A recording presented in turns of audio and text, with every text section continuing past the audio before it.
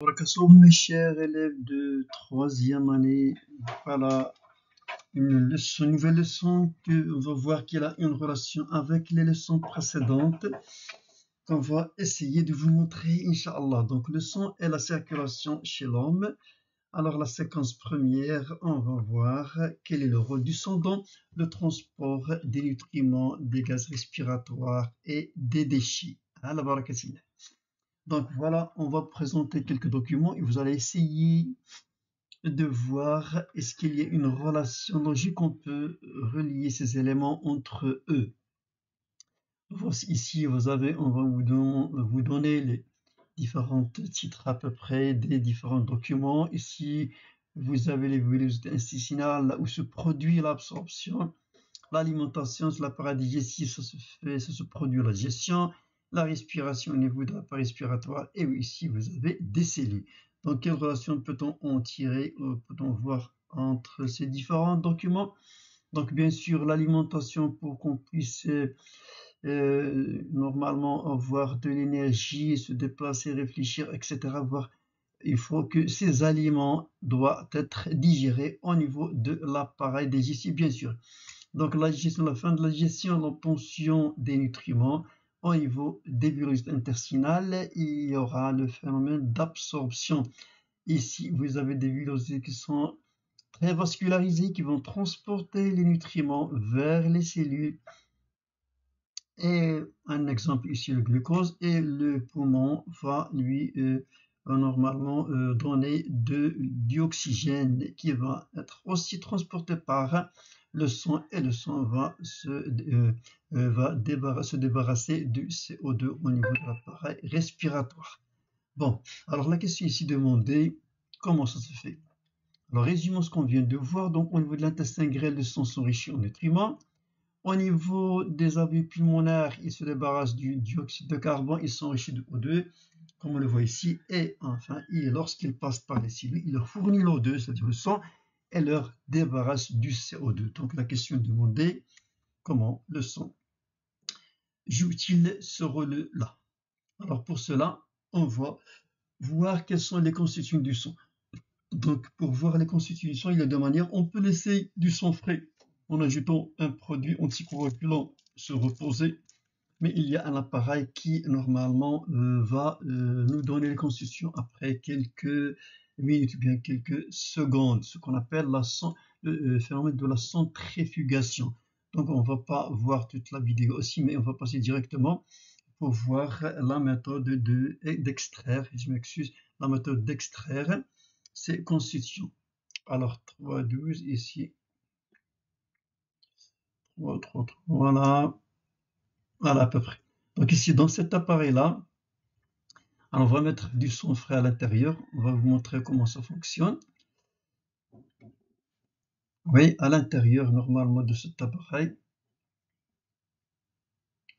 je vais un petit peu en arrière, voilà. Ici, à l'intérieur, on va mettre des tubes ASC qui contiennent du son frais. Cet appareil, voilà, comme on le montre, il tourne à une très grande vitesse, de telle manière que les tubes ASC vont être dirigés vers l'extérieur horizontalement. Et la sédimentation va se faire rapidement. Donc une très grande rotation, donc le phénomène ce qu'on appelle la centrifugation, c'est-à-dire vers le centre, pour que le sédiment, bien pour les constituants du sang, se séparent selon la densité des éléments qui constituent le sang. On va passer directement pour voir le résultat. Oui, on va pas attendre un petit peu. On va retirer pour voir le résultat final. Alors, comment le son il était normalement formé d'une seule chose, on va voir comment est devenu. Donc voilà, on peut voir que normalement le son est séparé. Voilà une première couche, voilà une deuxième couche. Donc on va arrêter là. Suivre, bon. Donc ici on va mettre du son dans un son frais auquel on a ajouté un anticoagulant pour qu'il ne se coagule pas. à titre d'exemple, l'oxalate d'ammonium, et après, on va voir que les constituants du sang se sont séparés. Voilà la première grande partie, voilà une deuxième partie. Donc, les constituants du sang, on montre ce schéma-là. Voilà, on a cette partie-là qui surmonte celle-là, c'est le plasma qui est constitué de 55%. Les plaquettes et les globules blancs. Bon, ici les plaquettes, ici en bas les globules blancs. Et les globules rouges, c'est-à-dire tous les globules, ça constitue le reste, c'est-à-dire 45%. Alors voilà, bon, on va vous montrer normalement quels sont les constituants autres qu'on peut voir au microscope. Ça, on ne peut pas le voir à l'œil nu, mais on va faire ce qu'on appelle un frottis sanguin. Donc la manière de préparer un frottis sanguin est la suivante.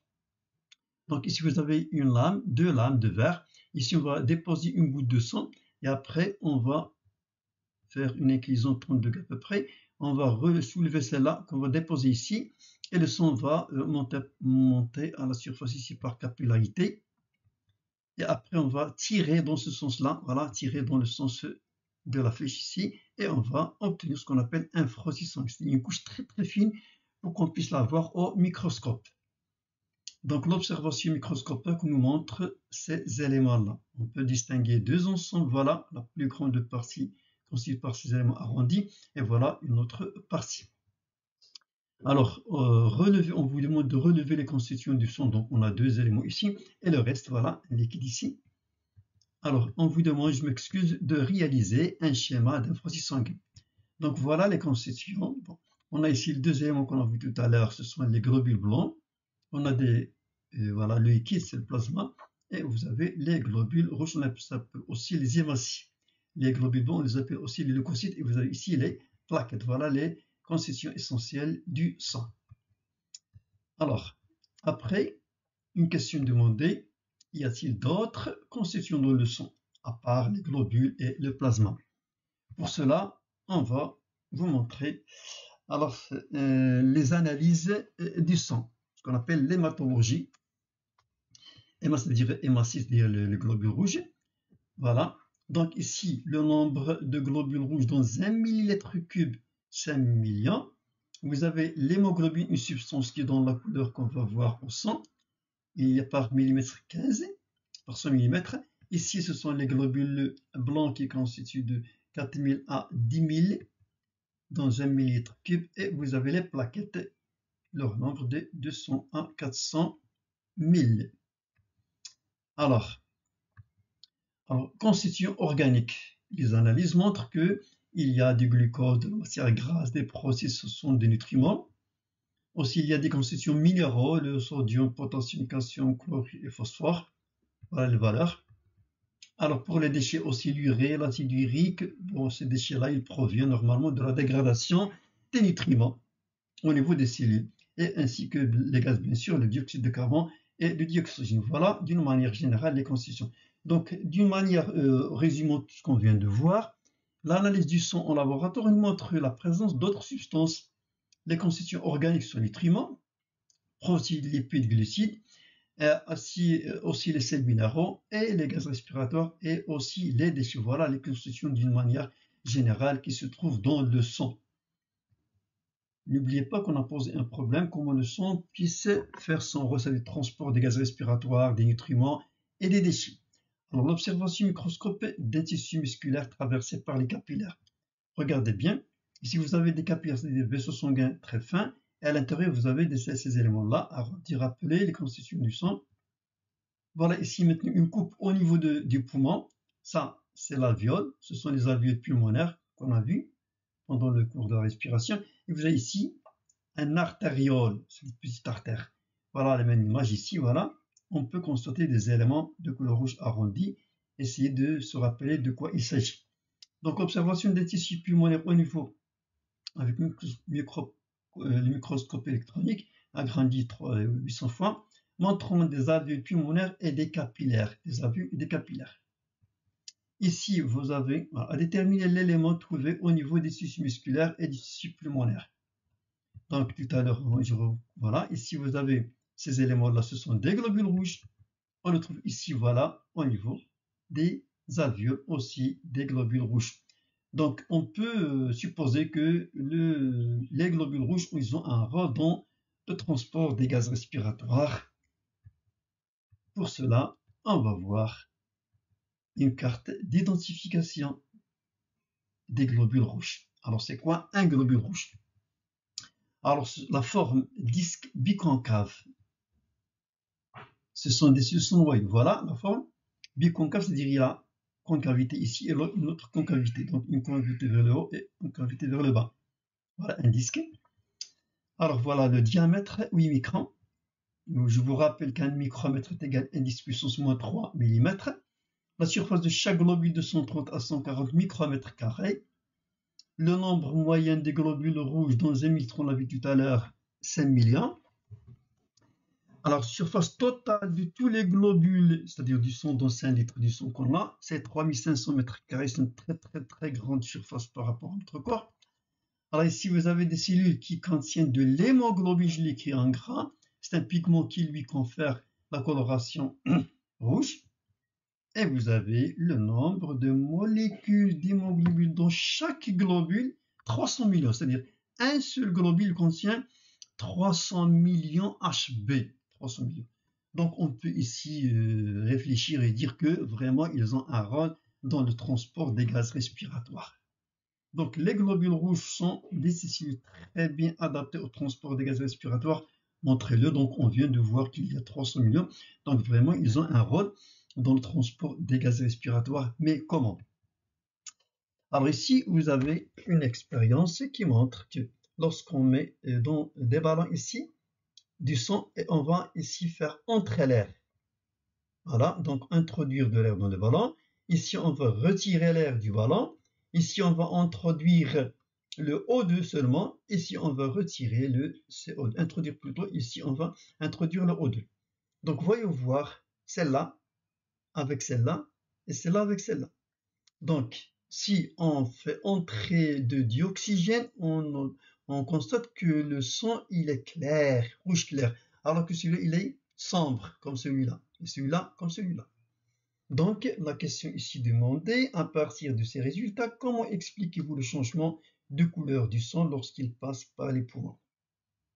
Donc, si le sang il est enrichi en CO2, il est rouge sombre. S'il est riche en dioxygène, il est clair. Donc, bien sûr, lorsqu'il entre au niveau des poumons, il se débarrasse du CO2, il s'enrichit de O2, il devient rouge clair. Donc, comment le sang transporte-t-il les gaz respiratoires? Alors, au niveau des alvéoles pulmonaires. Alors, les molécules d'oxygène se lient aux molécules d'hémoglobine, voilà, donnant un complexe rouge clair appelé l'oxyhémoglobine. Au niveau des organes, manque de dioxygène, l'oxyhémoglobine libère le O2. Il devient Hb plus O2, selon cette réaction qu'on vient de voir. Donc on a HbO2, c'est-à-dire au niveau du poumon, le sang s'enrichit de O2. Lorsqu'il arrive au niveau des cellules, il se débarrasse de O2 pour que cet O2-là passe dans les cellules. Il reste celui-là libre. Comme vous le voyez ici, c'est une réaction qu'on appelle réaction réversible, c'est-à-dire qu'il peut se faire dans ce sens-là et dans ce sens-là. Alors, pour le transport de dioxyde de carbone, alors il est transporté de trois manières. De 7 à 10% à l'état dissous. Alors, de 60 à 70% sous forme de l'hydrogénocarbonate, voilà, HCO3-, de 20 à 30% combiné à l'hémoglobine sous forme de carbhémoglobine. Donc la réaction c'est ainsi. Donc lorsque le HP est libre, il se combine avec le dioxyde de carbone, il faut donner un complexe qu'on appelle le carbohémoglobine. Alors, à partir de réactions qu'on vient de voir, on vous dit que la liaison entre les gaz respiratoires et l'hémoglobine est réversible, c'est-à-dire il peut se faire dans ce sens-là et dans ce sens-là. Alors, pourquoi cette réversibilité est-elle indispensable? Donc, on va supposer l'inverse, c'est-à-dire que si on n'a pas cette réaction réversible, c'est-à-dire on a Hb plus CO2, il va être celui-là et celui-là ne va pas revenir à celle-là, que va se passer? Il n'y aura pas de libération de CO2 de Hb ou bien de O2 de Hb, et par conséquent, il n'y aura pas d'échange respiratoire au niveau des poumons, donc pas de respiration d'une manière générale. Donc il faut que ce complexe-là doit être réversible, c'est-à-dire une réaction dans les deux sens. Voilà, résumons ici avec ce schéma qu'on vient de voir. Donc traduisez les schémas en texte montrant les mouvements des substances et les échanges avec les cellules. Donc commençons par celui-là par exemple. Donc au niveau de l'air, au niveau des alvéoles, c'est-à-dire à l'intérieur, il y a l'air alvéolaire qui contient du CO2 et de O2, mais grâce à la différence de pression, c'est le O2 qui va passer ici dans le sang et le CO2 va passer dans les alvéoles pulmonaires. Donc ici, on a le HB qui va se combiner avec, avec le O2, il devient HPO2, l'oxyhémoglobine, ainsi que le O2 sera dissous dans le plasma qui va le transporter vers les cellules. Donc au niveau des tissus, des cellules, le HbO2 il va se débarrasser, se décomposer, le O2 va passer dans les cellules, le HB va rester libre. Ainsi, le O2 dissous dans le plasma, il va passer dans les cellules. Les cellules vont oxyder avec vont oxyder le nutriment, avec bien sûr le nutriment avec le O2. Il va donner des déchets ainsi que le CO2 qui va sortir à travers la paroi des capillaires et il va se combiner avec le HB libre, il va donner le carbhémoglobine, alors qu'il va le transporter bien sûr pour revenir au niveau des poumons pour en se débarrasser. Ainsi qu'on a ici au niveau de l'intestin, les nutriments vont passer dans le sang et le sang va être transporté au niveau des différents organes. Merci de votre attention, je pense que vous avez un petit peu compris ce qu'on vient de dire sur le rôle du sang. Et je vous laisse comme toujours avec cette citation qui dit que ceux qui pensent que c'est impossible de faire quelque chose sont priés de ne pas déranger ceux qui essaient, c'est-à-dire laisser libre pour essayer. Bon courage et à la prochaine fois, Inch'Allah.